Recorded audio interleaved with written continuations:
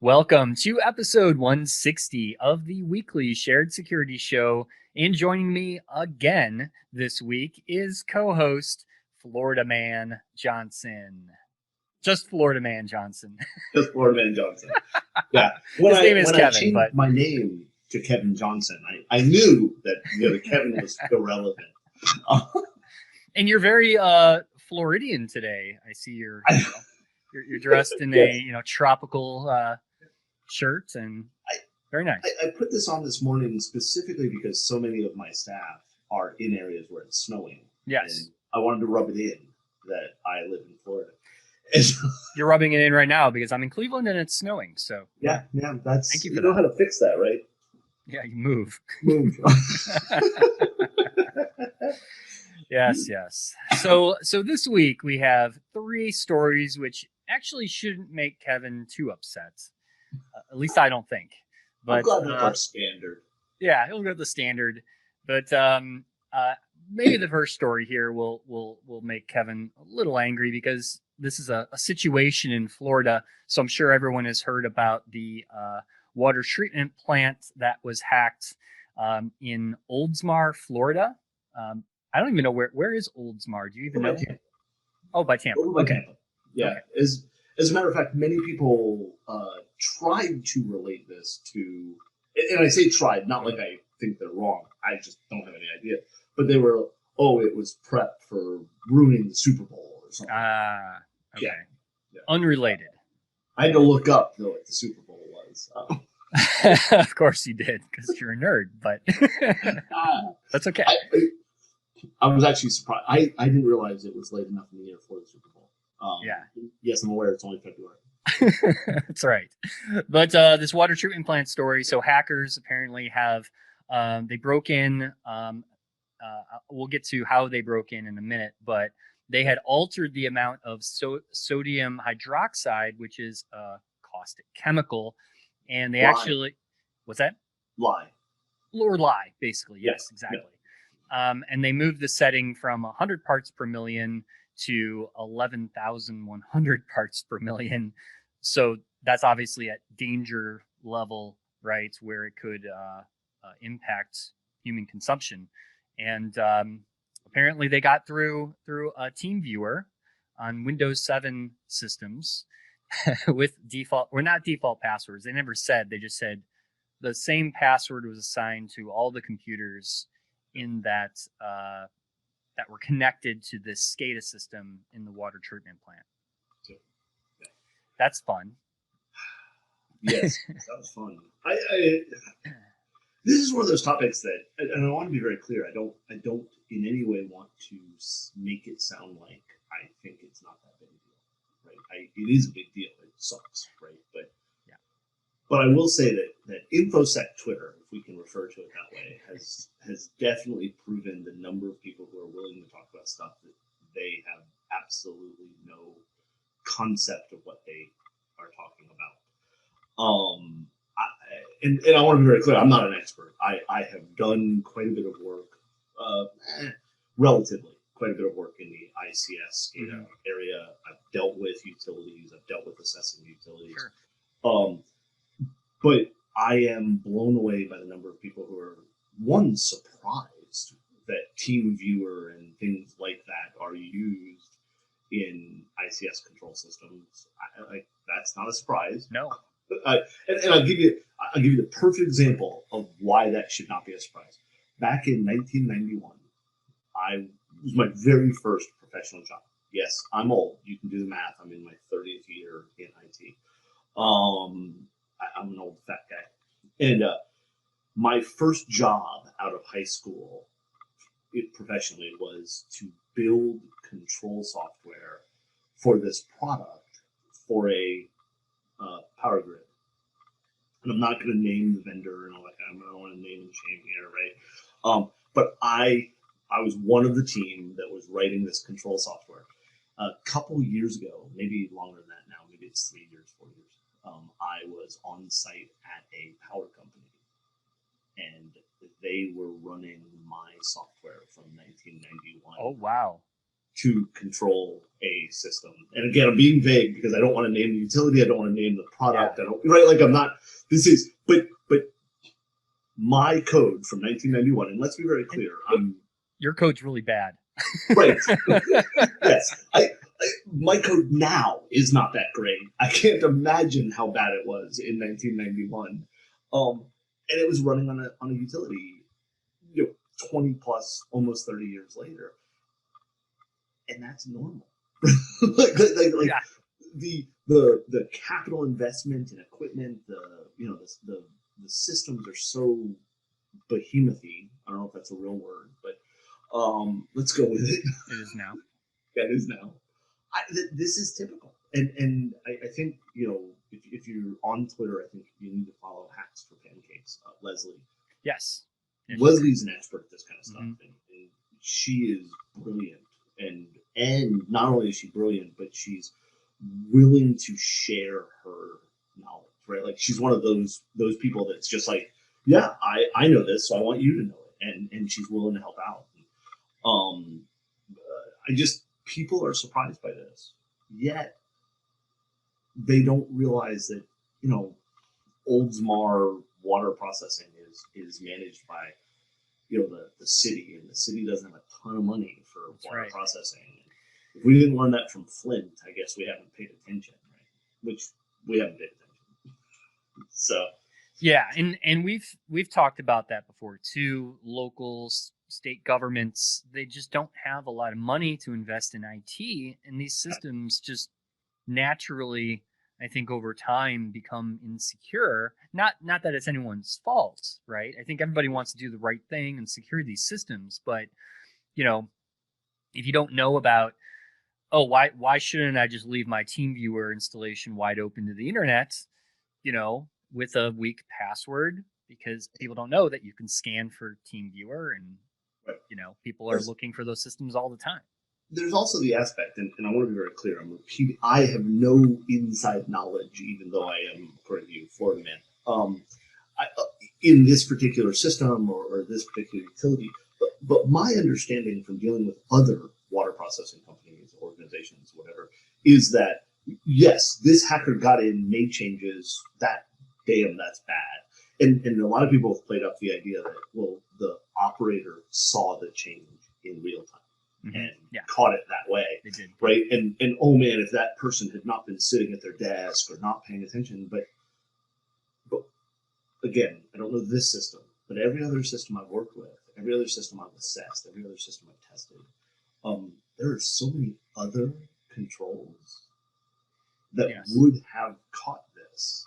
Right? Like that yes, it's great for a headline. Yes, it's great for bashing people for being insecure, but the reality is, my understanding is that it is very unlikely that this would have actually impacted water processing, right? Like, and that makes, if that's true, and I say if, because I'm not willing to just say, yes, dang it, I'm right. But we're making a big deal about something that we already knew was a problem. They're not fixing it anytime soon because nobody's willing to pay to fix it. And it wouldn't have hurt anybody.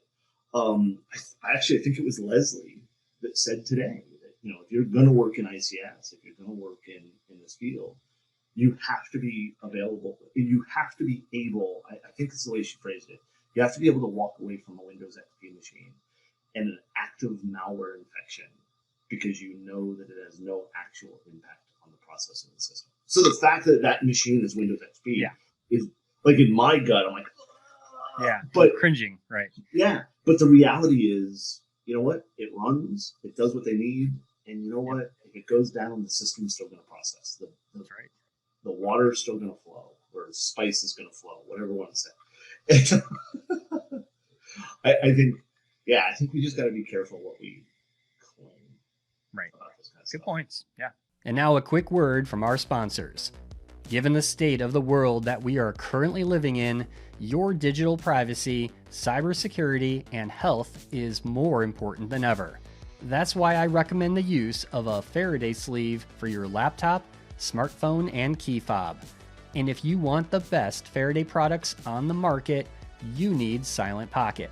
And because you listen to this podcast, you can take 10% off your order right now during checkout at silentpocket.com by using discount code Shared Security. Is your team starting to show signs of fatigue from traditional security awareness compliance training, or from phishing assessments that target them for those teachable moments? As we've seen in recent news, these kinds of training are having a negative impact on corporate culture, and they're really not all that effective. So there has to be a better way. ClickArmor is the first gamified learning platform that helps build a self-defending team through engaging learning challenges and exercises. Its unique lesson templates, built with proven gamification techniques, let people learn and exercise important defensive concepts in a safe and fun environment. Whether you need to quickly deploy a training solution that gets people to stop clicking on things immediately, or you've got your own boring content that needs to be put into a more interesting user experience, ClickArmor can help. So go to clickarmor.ca/shared security to learn how to build a self-defending team. So the second story this week is about a popular barcode scanner for Android that was installed on, it looks like 10 million devices. And it was, let's say, hijacked to install malware through malicious ads. Yeah. So that's a kind of a very topical around the supply chain, and like I mentioned before we started the show, I mean, this is a similar problem that we've seen going decades back with banner ads and other ads that pop up on the web that are malicious in some form, right? In this case, the ads actually were linking to sites to download malicious apps onto your Android device, but there's lots of different attacks that can happen from that.